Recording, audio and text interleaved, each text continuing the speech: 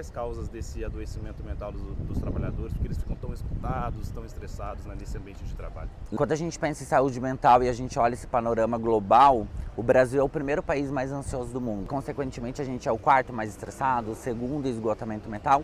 E quando a gente coloca a lupa no ambiente de trabalho, a gente percebe que o adoecimento vem por conta desses modelos que são ultrapassados. Se a gente olha para a era industrial, por exemplo, o que a gente tem?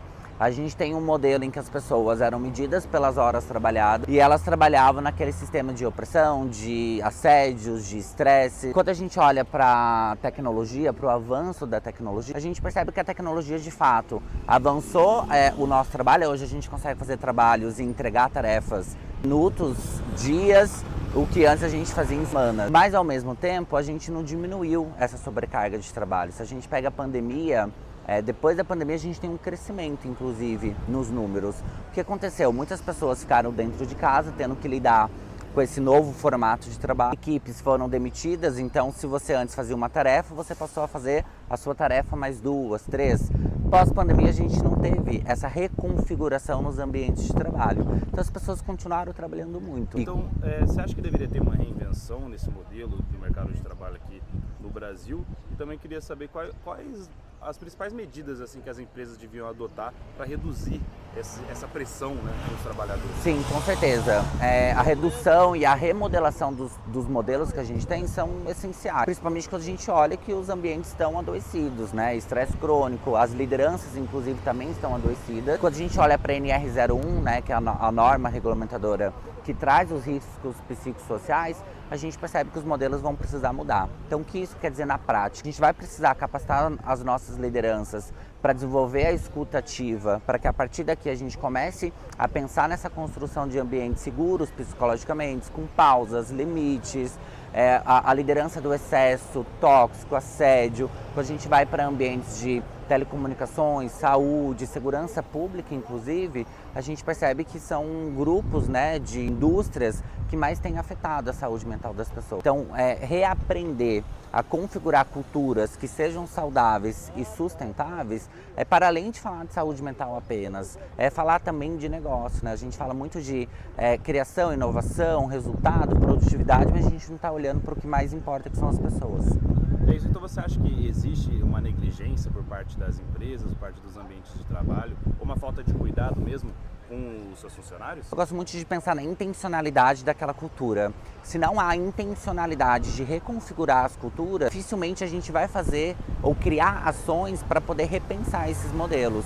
Então, quando a gente pensa na própria NR01, que é uma lei agora, né, uma norma obrigatória, compulsória, quando a gente pensa nos riscos psicossociais, ainda há empresas, pessoas diretoras que pensam qual é o valor da multa. Porque eu estou muito mais interessado em pensar no meu negócio, na escala e no resultado, do que, de fato, criar toda uma remodelação na minha cultura. Mas outras empresas já entenderam a importância de olhar enquanto cultura, analisando comportamento, tendências, gerações, né? A nova geração cada vez mais prioriza o bem-estar, a flexibilidade, esse ambiente que de fato seja sustentável. Quando a gente olha para outros movimentos internacionais, líderes mulheres em cargos executivos estão deixando seus empregos em busca de ambientes que promovam segurança psicológica, pertencimento. Então, quando a gente analisa isso tudo, a gente entende que olhar para a nossa cultura, remodelar a nossa cultura, é para além de apenas olhar para a saúde mental. É entender que de negócio, quando a gente entende que, de repente, para eu atrair pessoas e manter pessoas, já não é tão simples como antigamente. Não é mais apenas uma questão de concorrência e competitividade. É uma questão muito mais ampla e que a saúde mental está no centro dessa discussão. E a gente está no Setembro Amarelo agora, você acha que é ainda mais importante a gente ressaltar essas coisas nesse mês que traz essas pautas para a gente? Com certeza. O movimento, né, a conscientização do Setembro Amarelo vem ganhando força a cada ano. O Brasil passa a aderir ao movimento em 2014, ele começa em 94 nos Estados Unidos, e é uma maneira para a gente conscientizar os nossos grupos, nossas comunidades, as nossas lideranças, porque ainda é um tabu.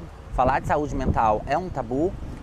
Falar sobre Setembro Amarelo é um grande tabu também, e a gente deixa de escutar, que é a principal ação que a gente pode ter enquanto seres humanos, líderes, tomadores de decisão, entidades, é promover de fato essa escutativa. Não à toa, ela vem como uma habilidade essencial do futuro para qualquer profissional, segundo o Fórum Econômico Mundial.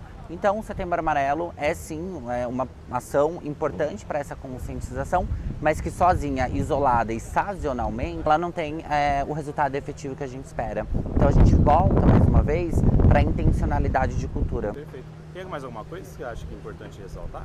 Acho que é importante a gente também ressaltar o olhar para a liderança, né? A gente transfere essa responsabilidade à liderança, né? Então a gente sabe que a liderança tem um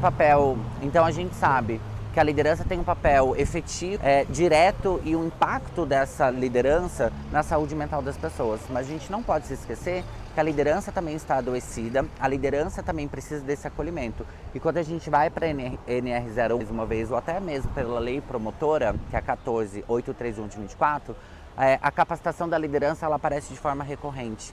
Então, mais uma vez, quando a gente pensa nessa forma recorrente, olhando para a escutativa, olhando para a segurança psicológica, a gente entende que Setembro Amarelo é importante e, mais uma vez, sozinha ela não tem a efetividade que a gente precisa. Então, acolher a nossa liderança e capacitá-la.